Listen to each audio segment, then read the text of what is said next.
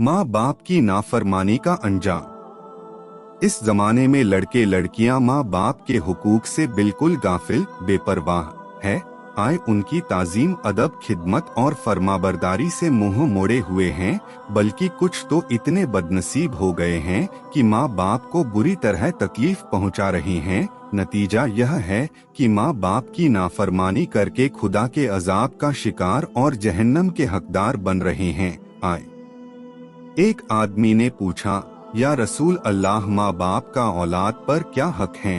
औलाद को माँ बाप के साथ कैसा बर्ताव करना चाहिए? आपने फरमाया, वह दोनों तुम्हारी जन्नत और दोज़ख है। उन्हें खुश रखने में जन्नत और नाराज रखने में जहन्नम मिलेगी। आए क्या कहती है इस्लामिक हदीस?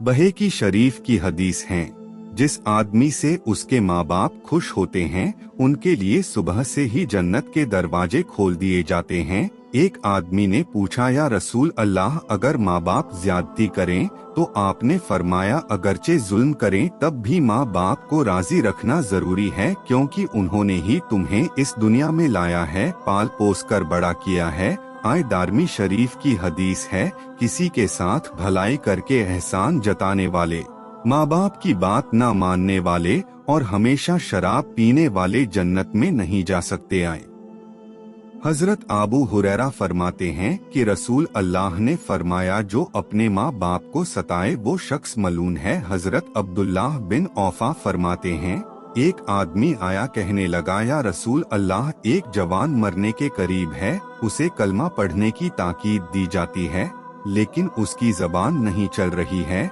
आए आपने पूछा, क्या वह पहले कलमा पढ़ता था? आदमी बोला, हाँ पढ़ता था।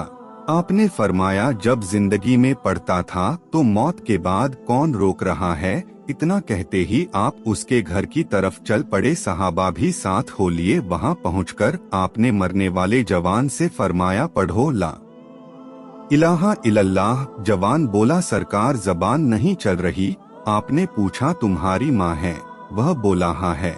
इतने में उसकी माँ अंदर से आई। आपने फरमाया, क्या तुम यह पसंद करोगी कि तुम्हारे लड़के को जलती हुई आग में डाल दिया जाए? आयमा बोली, नहीं, मुझे यह गवारा नहीं कि मेरा बेटा आग में जलाया जाए। आपने फरमाया, तेरा बेटा ना फरमान, तू इससे नाराज है। तेरी नाराजगी की वजह से इसे मौत के वक्त कलमा पढ़ने की तौफीक नहीं मिल रही है।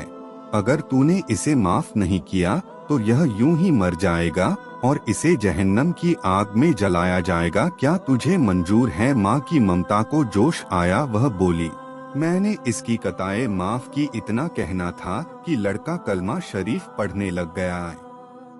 मुसलमानों, इस हदीस से पता चलता है कि अगर हमारे माँ बाप हमसे नाराज है तो हमारी सारी इबादत बेकार होगी और मरते वक्त कलमा पढ़ने की तौफीक भी नहीं मिलेगी। आए एक वाकया किस्सा और सुनिए, ताकि अच्छी तरह मालूम हो जाए कि माँ बाप की नाफरमानी करके कितना बड़ा गुनाह और अजाब मोल ले रहे हो। आए असबहानी कहते हैं कि मैं एक जगह मेहमान था। मेहमान के घर पास ही कब्रिस्तान था। आए अस्त्र के बाद मैंने देखा कि एक कब्र फटी, उसमें से एक आदमी निकला जिसका सर तो गधे का और बदन आदमी जैसा था। वह 3 बार गधे की तरह जोर जोर से चिल्लाया और वापस कब्र के अंदर चला गया। मैंने लोगों से उसके बारे में पूछा तो बताया कि वह एक शराबी था।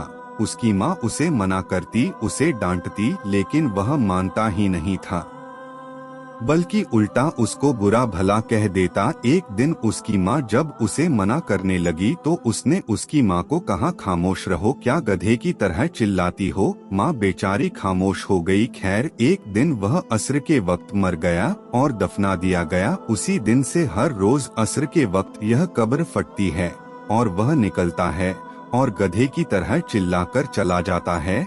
यह नतीजा है उसके उस जवाब का जो उसने उसकी माँ को दिया था। आए भाइयों, तो पता चला कि माँ बाप की नाफरमानी और शराब पीने वालों को बुरी तरह अंजाम दिया जाएगा। जो लोग किसी वजह से अपने माँ बाप को तकलीफ पहुँचा रहे हैं, उन्हें सोचना चाहिए कि उनका क्या होगा, और माँ बाप अगर नाराज हैं तो उन्हें कोई नहीं बचा सकता। आए माँ बाप अगर नाराज हैं तो अल्लाह रसूल भी नाराज, और जिससे अल्लाह रसूल नाराज उसको तबाही और अजाब से कोई नहीं बचा सकता। आए आजकल देखा जाता है कि कुछ लोग अपने माँ बाप को छोड़कर अलग से आलीशान घर बना लेते हैं और अपनी बीवी बच्चों के साथ रहते हैं ताकि उनके ऊपर कोई जिम्मेदारी न आए, जैसे माँ बाप के आखिरी वक्त में लगने वाले इलाज के पैसे, उनकी दवाइयों का खर्चा, तरह तरह की बीमारियों के इलाज के पैसे वगैरह। वह खुद लाखों रुपए कमाते हैं लेकिन माँ बाप को कुछ हजार रुपए देने में झिझकते हैं और बहाना बनाते हैं। बीवी बच्चों के लिए तरह तरह की चीजें ले आते हैं लेकिन माँ बाप के लिए लाने सोचते हैं। ऐसे लोगों का आखिरत में क्या हाल होगा अगर उन्हें बता दिया जाए तो उनकी रूहें डर से कांप उठे। आए उन्हें पहले यह सोचना चाहिए कि हम आज इस मुकाम पर कैसे पहुँचे हैं, इसके पीछे किसका हाथ है। जिस माँ ने कितना दर्द सहकर उन्हें पैदा किया और बड़ा किया, जिस बाप ने कैसे खून पसीने की कमाई से उनकी पढ़ाई लिखाई की और कामयाबी के मुकाम तक पहुँचाया। आए बहरहाल सब दुआ करो कि खुदा हमें माँ बाप की फरमाबरदारी और उनकी खिदमत की तौफीक बख्शे और हमें जहन्नम के अजाब से बचाए। आए आमीन।